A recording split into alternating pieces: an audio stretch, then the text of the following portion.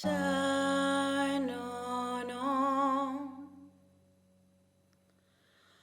Oh, shade. Combien de jours avons-nous marché ainsi? Peut-être juste le nombre de jours nécessaires pour arriver une fin d'après-midi au bord de ce petit champ. Le soleil n'était pas encore couché, mais il allongeait déjà les ombres pour annoncer l'heure du souper. Pourtant, dans ce petit champ, il n'était pas question de s'en aller sans avoir trouvé un accord. Un accord. Un accord entre qui et qui? Mais entre le grand-père, qui voulait abattre un vieil arbre mort depuis longtemps, et son petit-fils, qui aimait cet arbre comme un ami.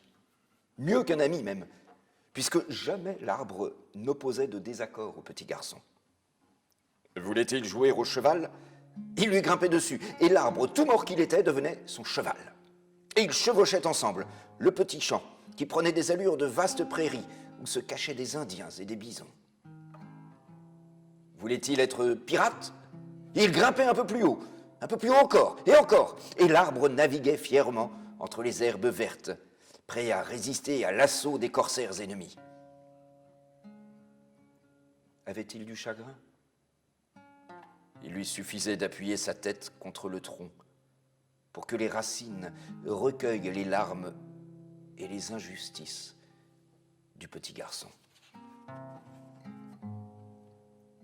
Le fait que l'arbre soit mort depuis longtemps n'avait aucun sens pour l'enfant. Il tenait debout, certes un peu trop beaucoup penché, mais il n'en était que plus intéressant. Il avait toujours été là, il ne dérangeait personne, et son absence laisserait un trop grand vide dans le petit champ et dans le cœur de l'enfant. Et puis il n'y avait même pas à discuter, sa place était là puisque c'est là qu'il avait poussé. Mais le grand-père avait d'autres projets pour sa terre.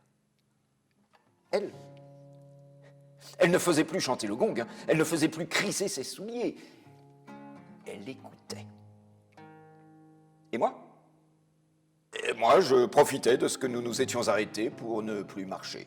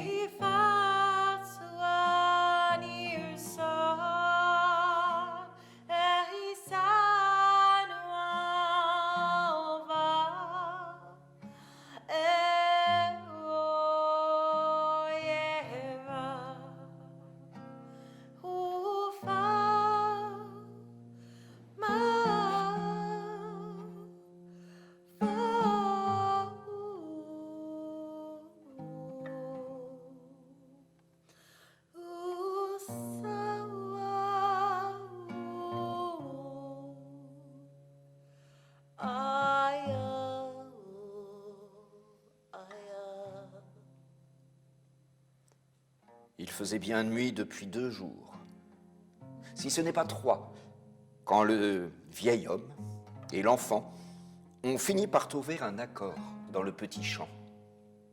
Un accord mineur. Le temps pour nous de nous reposer, peut-être juste un tout petit peu. Et les oiseaux n'étaient plus au même endroit pour chanter. D'ailleurs, ils n'avaient plus le cœur à chanter quand ils regardaient le coin du petit champ où il n'y avait plus d'arbres et donc plus de branches pour se poser. Et déjà, le vieil arbre était débité en petit bois pour allumer du feu, en moyen bois pour servir de pieu ou de manche d'outils, et en plus gros bois, débité en planches et planchettes. Pour le jour où il y en aurait besoin.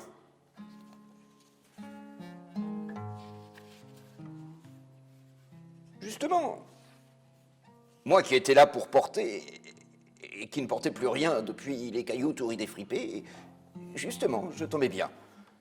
Et nous voilà de nouveau sur le chemin, avec un petit chargement pas bien lourd de planchettes pas bien épaisses, et un cœur bien chargé chagrin au souvenir du cœur navré du petit garçon.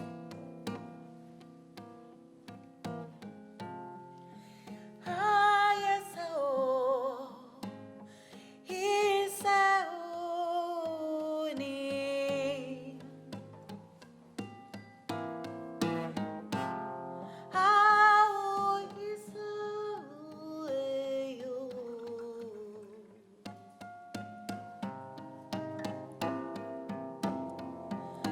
Hey, Isa, and oh, my own.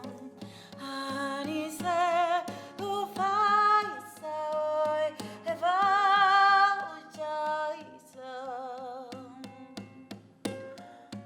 yes, Anna, hey, my own. Yes, and no fire, he shall. Et puis quoi encore? Je ne vais pas raconter toute notre histoire quand même. Ce que sont devenues les planchettes du vieil arbre coupé? Ah ça, c'est une autre histoire. Enfin non, c'est une façon de parler parce que, en fait, c'est bien la même histoire. Mais c'est une autre partie de l'histoire. Mais faut-il parler de chaque chose? Parce que je pourrais en raconter bien d'autres, hein, des étapes inattendues avec elle.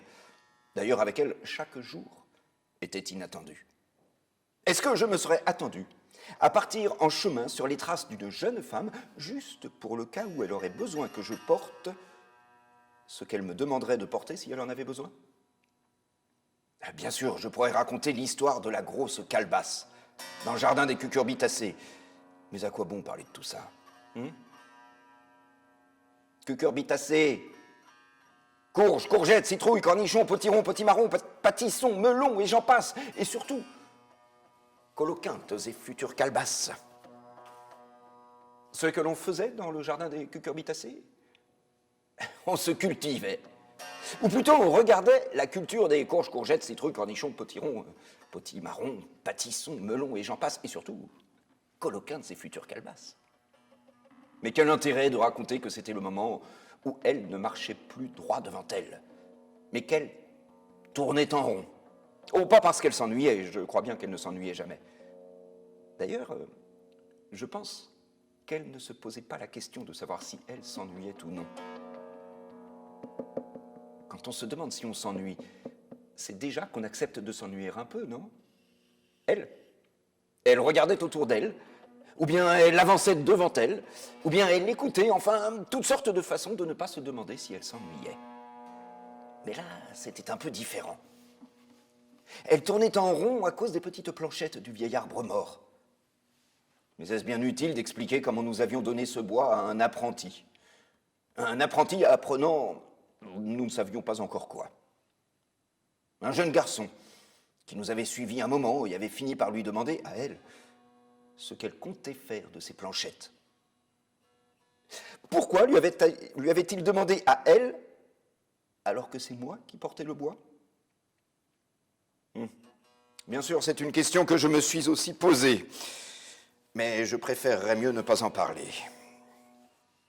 Alors, comme il avait l'air de les trouver drôlement intéressantes, les petites planches du vieil arbre mort, elle les lui avait données. Et moi? Moi, j'avais eu l'impression de les avoir portées pour rien, si c'était pour qu'elle les donne au premier apprenti venu. Mais pourquoi irais-je parler de ça? Et lui, l'apprenti, là, au lieu de remercier comme il aurait dû, il lui avait demandé d'attendre pas loin. Oh, pas d'attendre 1 heure ou 2, hein, ni même un jour ou 2, non, non, non, mais plutôt 1 mois, ou 2, ou plus ou moins un peu plus d'1 mois ou 2, 1 an, ou 2. C'est ainsi que nous sommes restés dans les environs plus ou moins un peu plus longtemps que si nous étions partis plus tôt. Et que nous nous promenions chaque jour dans le jardin des cucurbitacées. Cucurbitacées Courge, courgette, citrouille, cornichon, potiron, potimarron, pâtisson, melon, et j'en passe, et surtout, coloquintes et futures calebasses, sans rien porter. Enfin, pas pour longtemps, hein, parce qu'à un moment, je l'ai entendu dire « Porte !» Enfin, pas exactement. Elle m'a demandé très gentiment, elle me parlait toujours très gentiment, si j'étais toujours d'accord pour porter. Es-tu toujours d'accord pour porter?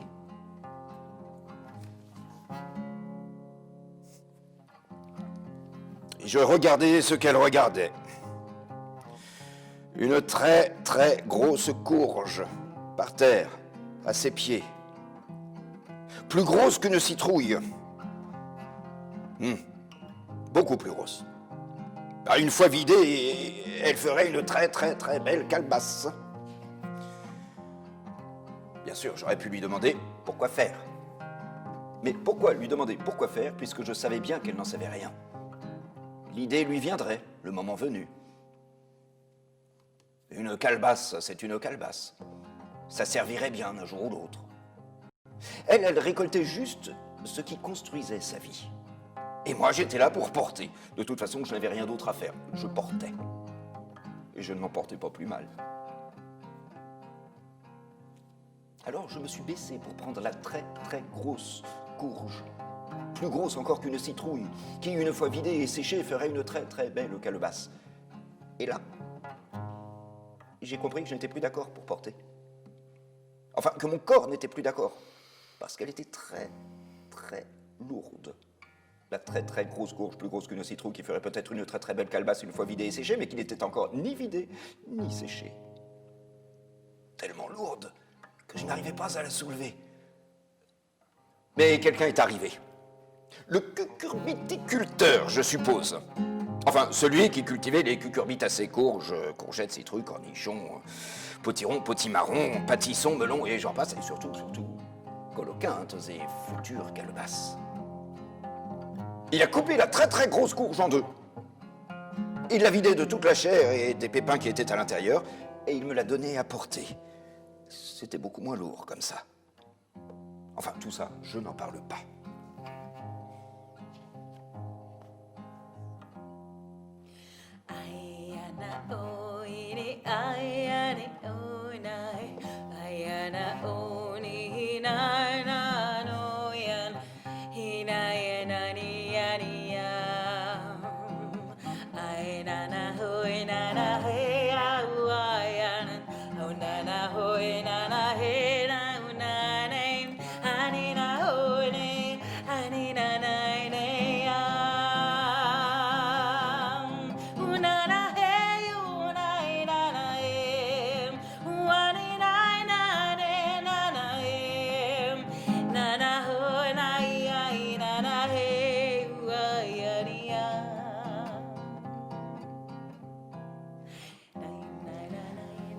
Mais à force de ne pas parler de tout ça, les jours s'étaient écoulés dans les jours d'après. Et ça commençait à faire au moins pas mal longtemps que l'on n'était pas reparti sur les chemins. Quand le jeune apprenti nous a retrouvés. Oh, il n'était plus si jeune, et plus du tout apprenti. Les planches et les planchettes du vieil arbre lui avaient permis de réaliser son œuvre. Et quelle œuvre! Une guitare. Une toute belle guitare qu'il tenait à la main pour l'offrir à elle. Et lui? Eh bien lui, son maître avait fini de lui apprendre tout ce qu'il savait. Il était devenu luthier, maître luthier. Il fabriquait des instruments de musique. Ce qu'il lui restait encore à apprendre, eh bien, il l'apprendrait de tous les gens qu'il rencontrerait, comme tout le monde. Tiens, je te rends tes petites planches. J'espère que tu ne m'en voudras pas de les avoir un petit peu travaillées. Oh, j'ai fini ma part. Hein. Maintenant, c'est à toi de travailler la guitare. Et n'oublie pas de chanter, si tu veux qu'elle t'accompagne et devienne musicienne.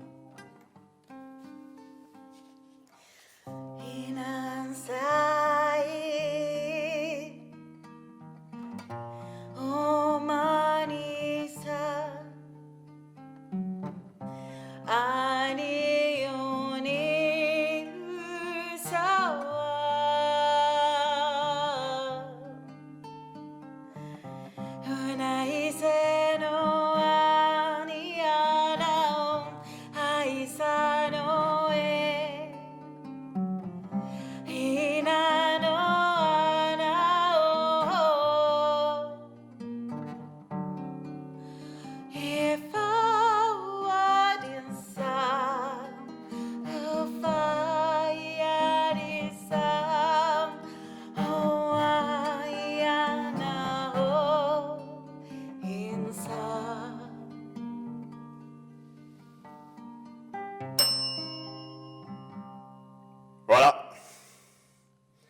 C'est comme ça que nous avons repris le chemin. Elle avec son bien beau grand gong et sa guitare, et moi avec une calebasse vide sur les bras. Et à chaque enfant que l'on rencontrait, elle offrait un petit chant de guitare pour consoler le petit garçon d'avoir perdu son vieil ami, l'arbre mort, dans le petit champ. Bien sûr, il ne pouvait pas le savoir, le petit garçon. Il ne savait même pas que son arbre était devenu une guitare. Mais elle se disait qu'à défaut de consoler son cœur chagrin, elle pouvait consoler d'autres chagrins, d'autres cœurs d'enfants. Et pour ça, elle n'avait pas besoin de chercher bien loin. On croise beaucoup de cœurs chagrins d'enfants. Ah oui, j'oubliais. Parmi les choses dont je ne parle pas, il y a aussi cette drôle de phrase qu'il avait dite en regardant la calebasse, l'apprenti qui était plus apprenti. Il avait dit « Waouh !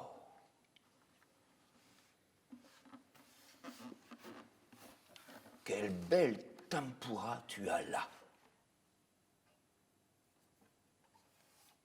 Moi, je ne voyais que la calebasse que je portais, mais lui voyait déjà ce qu'elle pouvait devenir. J'aurais bien aimé voir comme lui, mais je ne savais pas ce qu'était une tempura. Alors j'ai continué de voir la calebasse et de la porter, jusqu'à ce qu'elle devienne... Ah, mais plus je parle et moins je me tais. Et à force de ne pas parler des choses dont je ne parle pas, j'ai l'impression de ne pas laisser toute la place au silence de la musique. Alors je vais essayer de ne rien dire, au moins le temps de me taire. Et c'est comme ça qu'un beau jour, quand même, il y a eu la rencontre avec la personne qui a fait de la calebasse une tempura.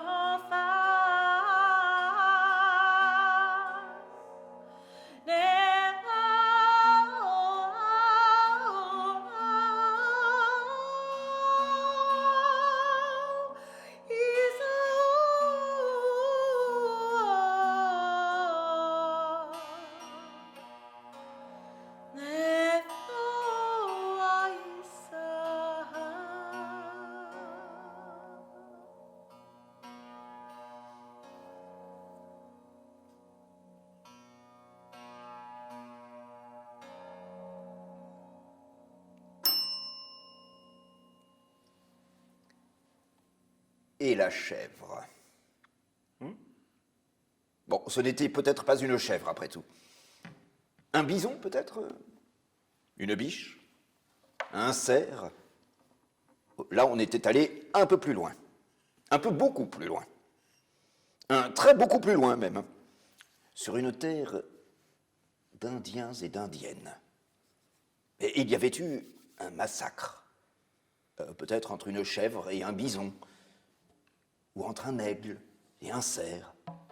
Toujours est-il que certains y avaient laissé des plumes, et d'autres leur peau. Porte. Elle m'a demandé gentiment.